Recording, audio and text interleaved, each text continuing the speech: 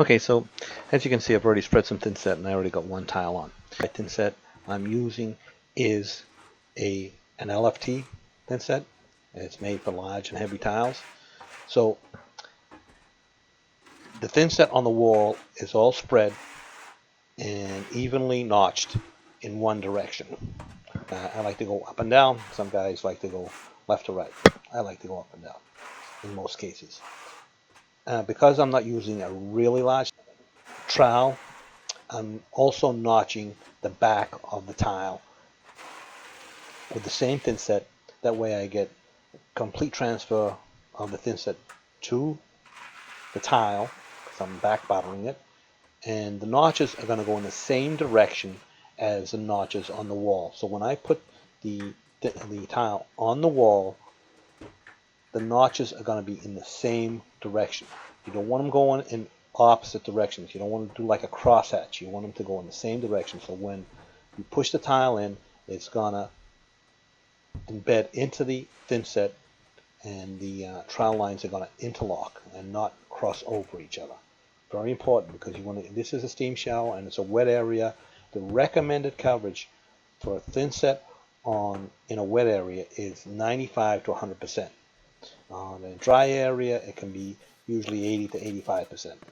But in a wet area, you want to get as complete a transfer of thin set as possible. Also, this first row of tile is very critical. It sets the base for the entire wall. So you want to get that as perfectly plumb, perfectly flat, and perfectly level as possible. If your base tile is not perfect, then you're going to have trouble trying to keep the tile above it straight and perfect. Well, on this first row, I always spend extra time to get it exactly right.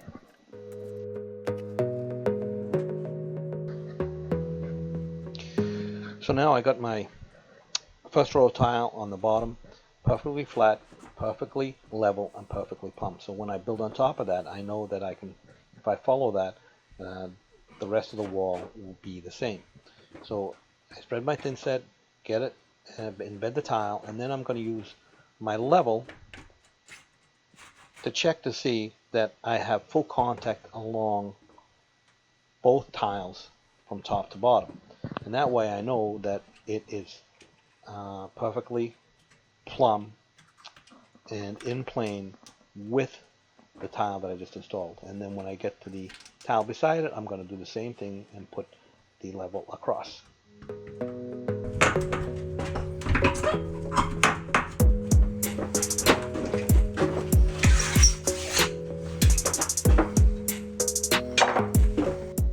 So now I'm going to use my margin trowel to clear the thin set right up against the edge of the tile. That way when I put the other tile in, I won't have any squeeze through in the grout line.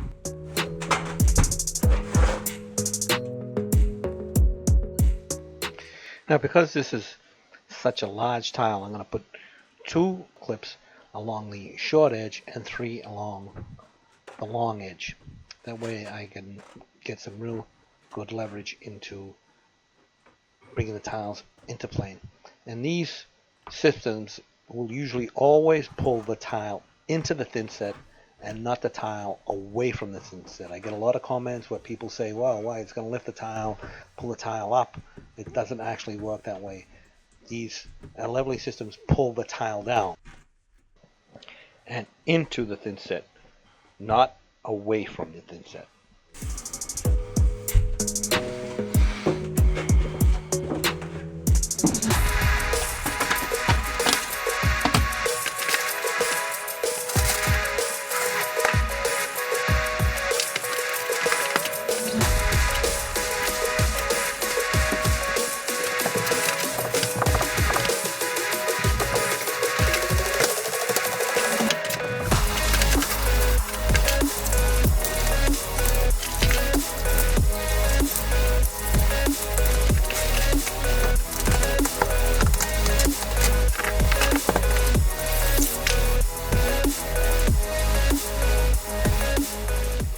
Now, as I said earlier, you always want to Spread your thin set so the lines, the notches of the thin set always go in one direction. And the reason you do that is because you want to be able to collapse those lines into each other when you press the tile into the thin set. If you have swirls or lines going in multiple directions, that's going to be very difficult, if not impossible, to do. Lines going in several directions or swirls in the thin set will trap air and make the thin set impossible to collapse. So you keep the lines going in one direction, so with a back and forth motion or a wiggling of the tile, you can get those lines to collapse and get very good coverage on the tile.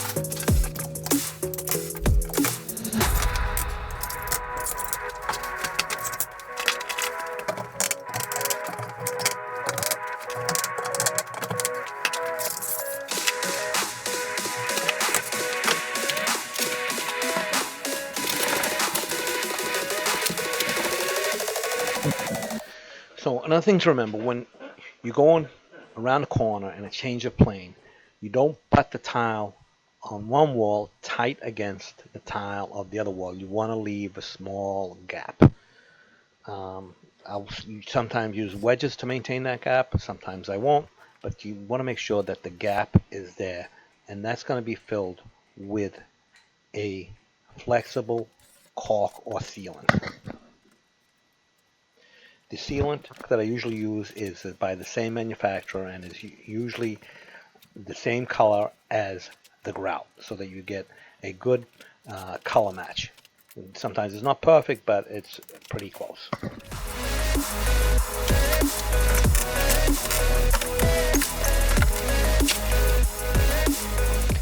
Okay, so I got a couple of walls done. These have been able to set overnight, and now it's going to be time to knock off these clips and do a little cleanup.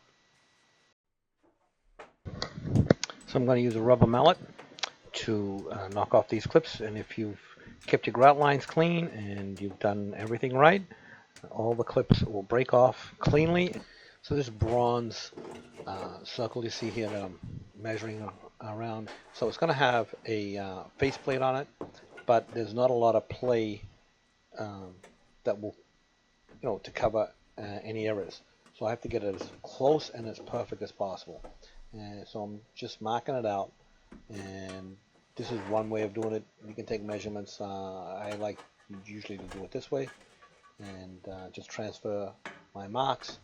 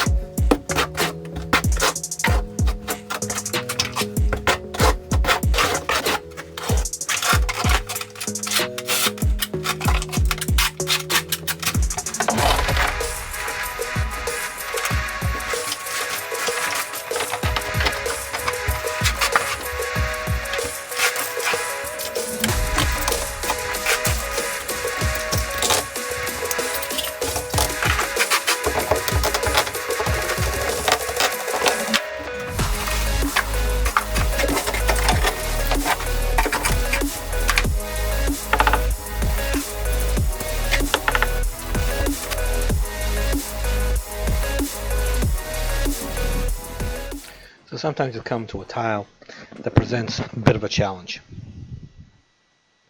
And this one here had multiple holes in it, and it had to be exactly in the right position.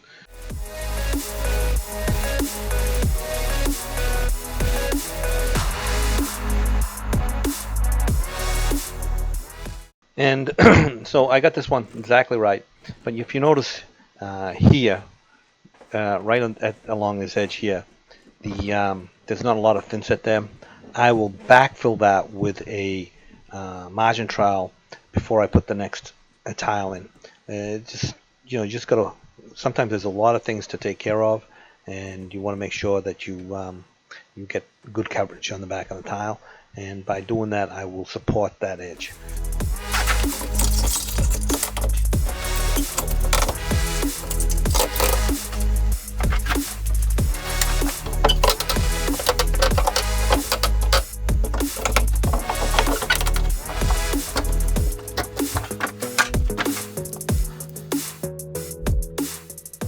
So no trim, by trim I mean bullnose, was available for this tile.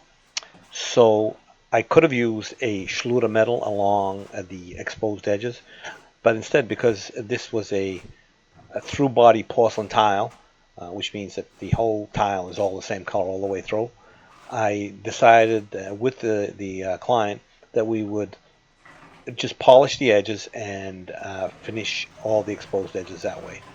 So these edges along the jambs and any other exposed edge were all polished.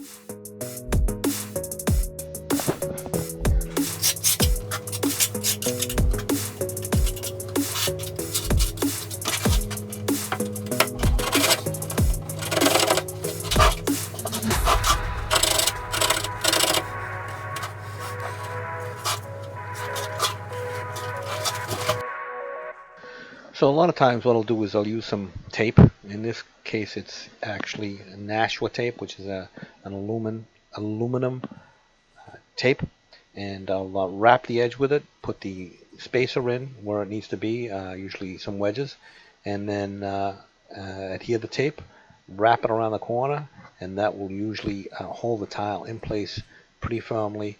And especially when you're going in and out of the jam and you're working around it, it just helps avoid the tile moving if you bump it accidentally.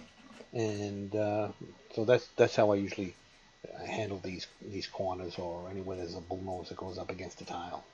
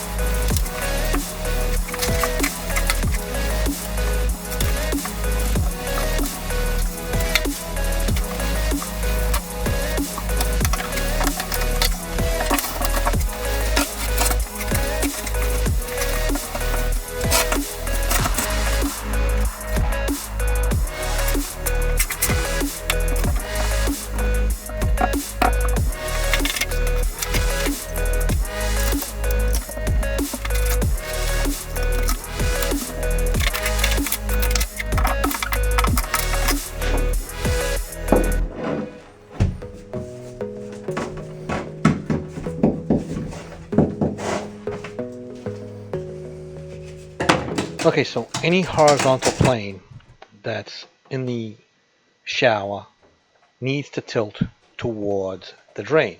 So the bench seat, this bench seat, needs to be slightly tilted towards the drain. So when any water that gets on it will run off and not towards the back wall.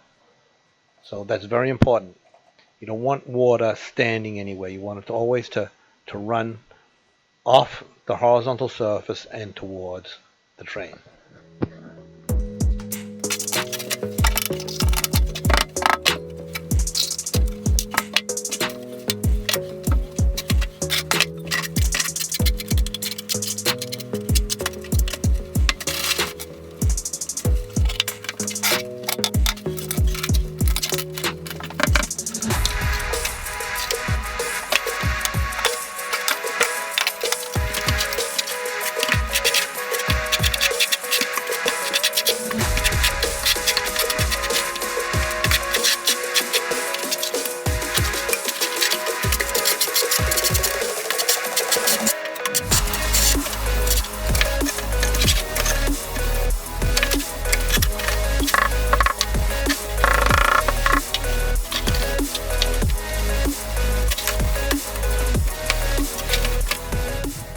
Okay, so that's all the tile in the shower stall.